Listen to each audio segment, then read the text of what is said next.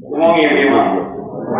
And welcome to today's service. I was expecting this much of snow, so I'm really happy to see you here today.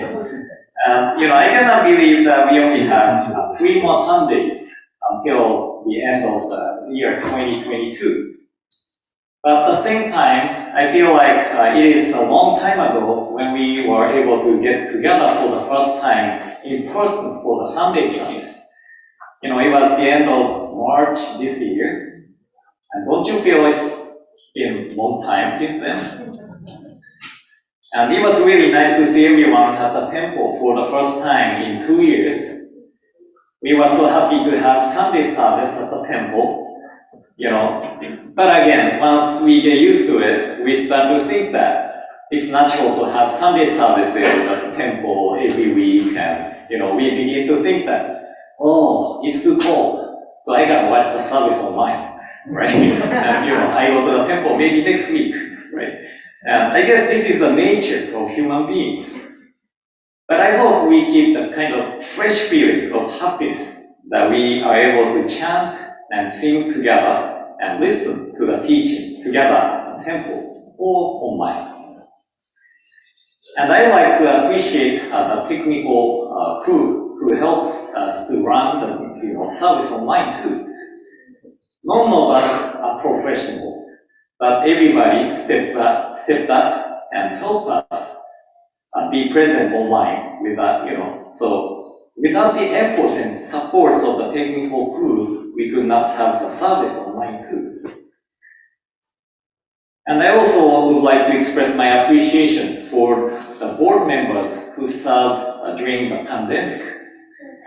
It was challenging and difficult times for the temple, but many new ideas utilizing online helped us to maintain the temple and to have members outside of the state and country join our temple. But, I started to wonder why it is called the Board of Trustees.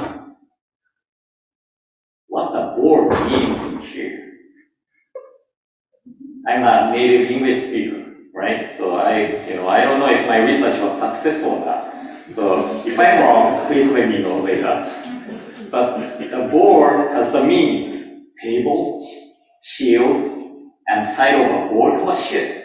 That's what board means. So if it means table, then I think of King Arthur's Knight of the Round Table. The board of the trustees is like a group of people who frankly speak their opinions and discuss the issues of business the trustee needs to take care of. And I think this is the figure of our board of trustees. We sometimes have different opinions on the matter, but we discuss and try to find the best way to resolve it. Then, if it means shield, then I think the board of trustees as the shield to protect us from problems and burden. I think this is what the board has been doing, right? Especially since the pandemic, the safety level of the neighborhood of the temple is kind of getting, lower, unfortunately. And we had few incidents. So the board discussed the way to protect the temple. So both table and the shield makes sense to me. I don't know about you, but it makes sense to me. But if the board means like side of a board or ship, what does this mean? So I get motion sickness so easily, so that I'm not good at holding the board, so that I can go fishing out. So I don't know much about the board, but I suppose the side of the board is the most dangerous area, isn't it? Right? If it was a medieval time or the time of the pirate, the side of a ship was the most dangerous place where always have the chance of enemies coming from another ship to the board.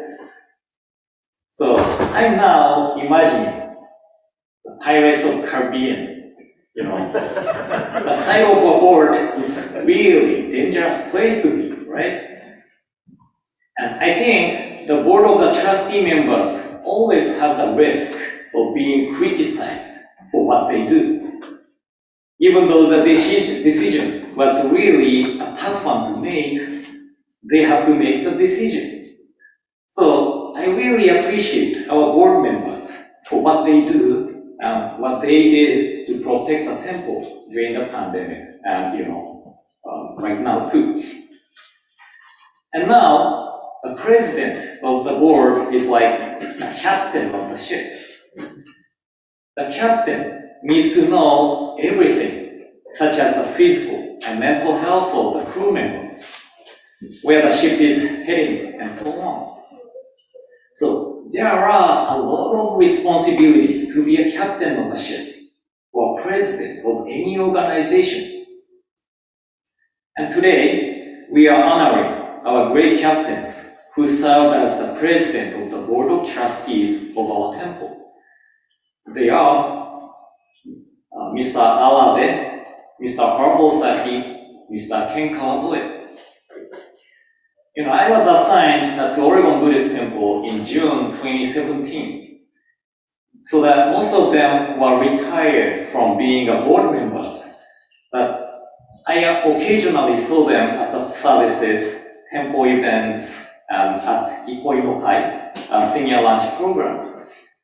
And many people at the temple talked about how they were dedicated and supportive members and the leader of Oregon Buddhist Temple. The figure of them as the leader nurtured another leaders of the temple. And the decisions they made created the Oregon Buddhist Temple as Oregon Buddhist Temple. And I am being able to serve as a minister of Oregon Buddhist Temple because they maintained and protected this Oregon Buddhist Temple with their leadership. So I often say this at the Eitaikyo service, a perpetual memorial service. But this temple is the figure of the wish of our predecessors. They wished us to carry on the tradition and hand it down to generation to generations. So this temple is the place where we listen to the teachings of the tradition and nurture friendship among each other. And we are here today because of the karmic ties with these past presidents and our predecessors. And now, I shared a Wasan poem written by our founder Shin at the beginning of my talk. He composed this Wasan poem based on the larger sutra, and that is the sutra we rely on. And he said that our loved ones who reached the Pure Land of Amida Buddha return to this world to guide us, benefit us, just like Shakyamuni Buddha. And I often think that the people around me appeared in this world to guide me to the path of Nembutsuge and nurtures me to be a person who understands the importance of having the mind of caring, kindness, friendship, and understanding. So this understanding of mine is a little different from this Wasan poem I shared today, but Shin also shares the same understanding as I mentioned now in his writings too. So to me, Mr. Abe, Mr. Osaki, and Mr. Kawazoe were the manifestation of the Buddha who appeared in this world to guide me and nurtures me. Even though their physical body is gone, when I come to the temple and see these pews, I think about where they often sat and, attended the service, how they were listening to the Dharma talks. I don't think none of them were asleep, they didn't take a nap while the Dharma talk, but, I really miss their appearances at the temple. And at the same time, memories of them in me teaches me the truth of life, such as impermanence and interdependence of life. And their memories are now a wisdom for me and to guide me. And I believe in this sense, we are calling our loved ones who have passed away before us as Buddha, the awakened one, who leads us, guides us to the truth of life. So I am sure that long-time attendees of the temple knew these three past presidents really well. And their memories guide you and nurtures you, as I mentioned earlier.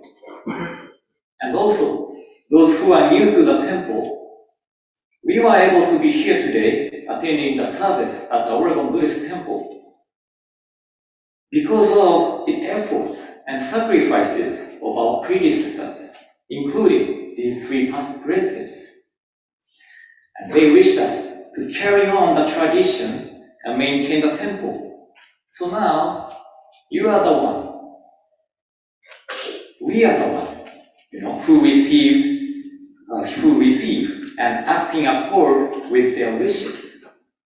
And we are the one who should hand the torch of their wishes down to next generation. So we gathered here today to honor the past three presidents who passed away in this year.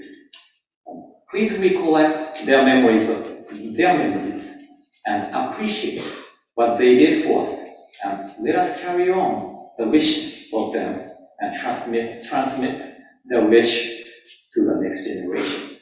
So thank you all for attending today. And in closing, please join me in the show. Please put your palms together.